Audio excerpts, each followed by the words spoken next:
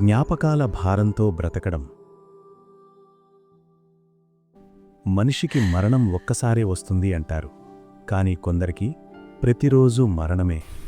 అది శారీరక మరణం కాదు, మనస్సు పడే వేదన.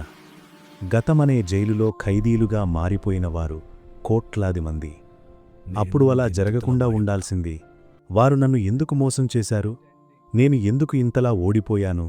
ఈ ప్రశ్నల సుడిగుండంలో మనం చిక్కుకుపోయాం. మనం గాయపడ్డాం. ఆ గాయం బయటకు కనిపించదు, రక్తం ఓడదు, కాని లోపల గుండె రగిలిపోతుంటుంది.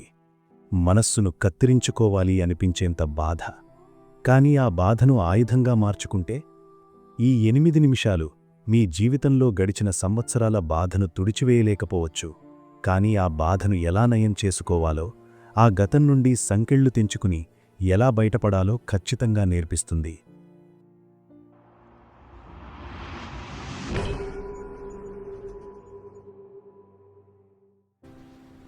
మనం పడే సగం బాధకు కారణం జరిగిన దానిని అంగీకరించకపోవడం.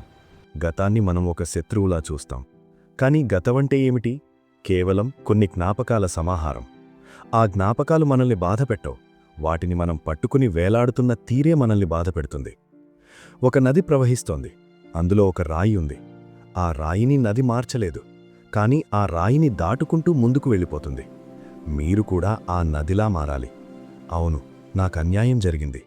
అవును, నేను నా వాళ్లను కోల్పోయాను. ఈ సత్యాన్ని అంగీకరించండి.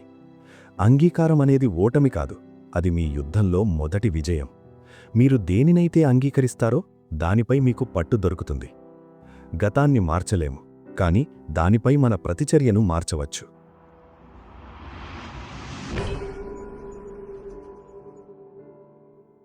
క్షమించడమంటే బలహీనత అనుకుంటాం, కానీ ప్రపంచంలో అత్యంత కఠినమైన పని ఏదైనా ఉంది అంటే అది క్షమించడం. మిమ్మల్ని మోసం చేసిన వ్యక్తిని, మీ మనసును ముక్కలు చేసిన మనిషిని క్షమించడమంటే వారు చేసిన తప్పు సరైనది అని చెప్పడం కాదు, ఆ తప్పు తాలూకు విషం మీ రక్తంలో ప్రవహించకుండా ఆపడం. కోపమనేది ఒక వేడి నిప్పుకణం వంటిది. దానిని మీరు అవతలి వ్యక్తిపై విసరాలని పట్టుకుంటే కాలిపోయేది మీ చేయే. బుద్ధుడొక మాట చెబుతాడు, పగతో పగ చల్లారదు. మిమ్మల్ని మీరు ఈ శిక్ష నుండి విముక్తి చేసుకోవాలంటే అవతలి వారిని క్షమించేయండి. వారు మీ క్షమాపణకు అర్హులు కాకపోయినా మీ మనస్సు ప్రశాంతతకు అర్హమైనది. భావోద్వేగాల వ్యక్తీకరణ కన్నీళ్ల నుండి కవిత్వం వరకు. బాధను గుండెల్లోనే దాచుకోవడమంటే ఒక పేలుడు పదార్థాన్ని జేబులో పెట్టుకోవడం లాంటిది. అది ఎప్పుడో ఒకప్పుడు పేలుతుంది. అందుకే మాట్లాడండి, ఏడవండి, రాసుకోండి. ఒక తెల్ల కాగితం తీసుకోండి. మీ మనసులో ఉన్న ప్రతి కోపాన్ని, ప్రతి దుఃఖాన్ని ఆ కాగితం మీద కుమ్మరించండి. మీకు ఎవరూ లేరని అనిపిస్తే ప్రకృతితో మాట్లాడండి. ఆ చెట్లకు, ఆ ఆకాశానికి మీ బాధను వివరించండి. కన్నీళ్లు రావడం బలహీనత కాదు, అవి గుండెమీద పేరుకున్న బరువును కడిగే గంగమ్మ తల్లి. మీ బాధను మాటలగానో, పాటలగానో, కన్నీళ్లుగానో బయటకు పంపండి. అప్పుడే మీ మనసులో కొత్త ఆలోచనలకు చోటు దొరుకుతుంది.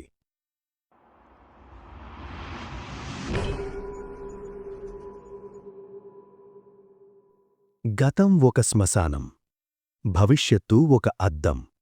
మనకున్న ఏకైక నిజం ఈ క్షణం. మీరు ఈ మాటలు వింటున్న ఈ సెకలు మాత్రమే నిజం. మీరు గతం గురించి ఆలోచిస్తున్నప్పుడు మీరు మీ వర్తమానాన్ని చంపేస్తున్నారు. అంటే లేనిదానికోసం ఉన్నదానిని బలి ఇస్తున్నారు. ఒక్కసారి గట్టిగా ఊపిరి పీల్చండి. మీ చుట్టూ ఉన్న గాలిని గమనించండి. మీ గుండె కొట్టుకుంటున్న చప్పుడును వినండి. ఈ నిమిషంలో మీకు ఏ సమస్య లేదు. సమస్యంతా నిన్నలోనో లేదా రేపులోనో ఉంది. ఈ క్షణాన్ని ప్రేమించడం నేర్చుకోండి. ఒక చిన్న పువ్వు వికసించడాన్ని చూసి ఆనందించండి. మీరు వర్తమానంలో బ్రతకడం నేర్చుకుంటే గతం తనంతట తానే మసకబారిపోతుంది.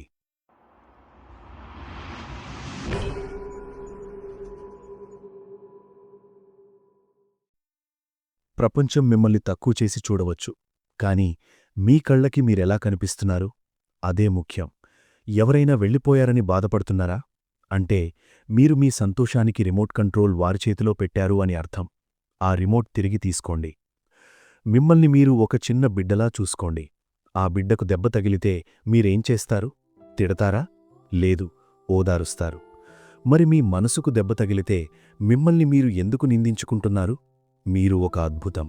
కొన్ని పొరపాట్లు మిమ్మల్ని తప్పుగా నిలబెట్టవు.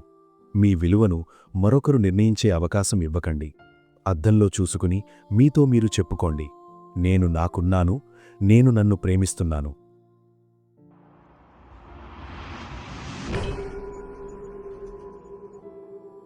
ఉదాసీనత.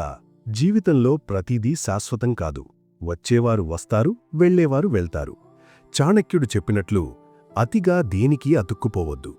బంధాలు, జ్ఞాపకాలు, చివరకు ఈ శరీరం కూడా తాత్కాలికమే. ఈ ప్రపంచంలో మనం ఒంటరిగా వచ్చాం, ఒంటరిగానే వెళ్తాం. మధ్యలో వచ్చే ఈ బంధాలు మన ప్రయాణంలో తోడయ్యే ప్రయాణికులు మాత్రమే. స్టేషన్ రాగానే దిగిపోయే ప్రయాణికుడి కోసం రైలు ఆగిపోదు కదా. మీ జీవిత ప్రయాణం కూడా అలాగే సాగాలి. వారు లేకపోతే నా జీవితం లేదు అనుకోవడం భ్రమ. మీరు మీ ధర్మాన్ని పాటించండి, మీ పనిని ప్రేమించండి. ఫలితం మీద లేదా వ్యక్తుల మీద ఆశ వదిలేస్తే బాధ మిమ్మల్ని తాకదు.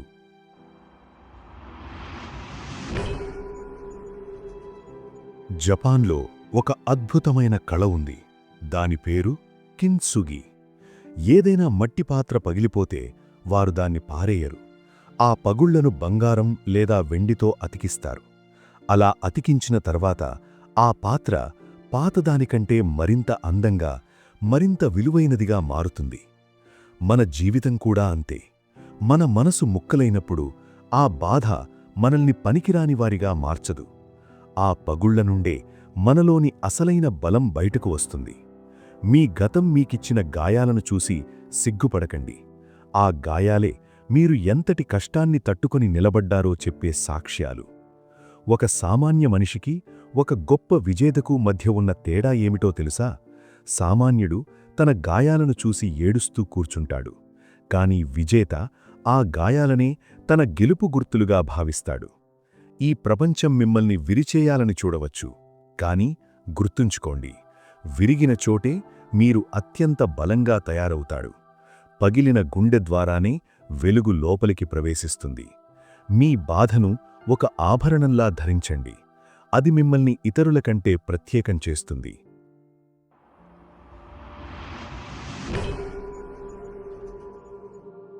గాయపడిన గుండెకు ఉన్న గొప్ప శక్తి ఏమిటో తెలుసా? అది ఇతరుల బాధను అర్థం చేసుకోగలదు. మీ గతాన్ని ఒక పాఠంగా మార్చుకోండి. మీ బాధను ఒక శక్తిగా మార్చండి. ఏదైనా ఒక లక్ష్యాన్ని పెట్టుకోండి. సమాజానికి ఏదైనా చెయ్యండి, లేదా మీ కలను నిజం చేసుకోండి. చీకటి ఎంత గాఢంగా ఉంటే వెలుగు అంత ప్రకాశవంతంగా వస్తుంది. మీరు పడిన ఈ కష్టాలన్నీ మిమ్మల్ని ఒక వజ్రంలా తీర్చిదిద్దడానికే. లేవండి, మీ కన్నీళ్లను తుడుచుకోండి. గతం సంకెళ్లను తెంచుకోండి. మీ ముందర ఒక గొత్త ప్రపంచం వేచి ఉంది. క్రొత్తగా పుట్టండి. ఈరోజే మీ మొదటి రోజు.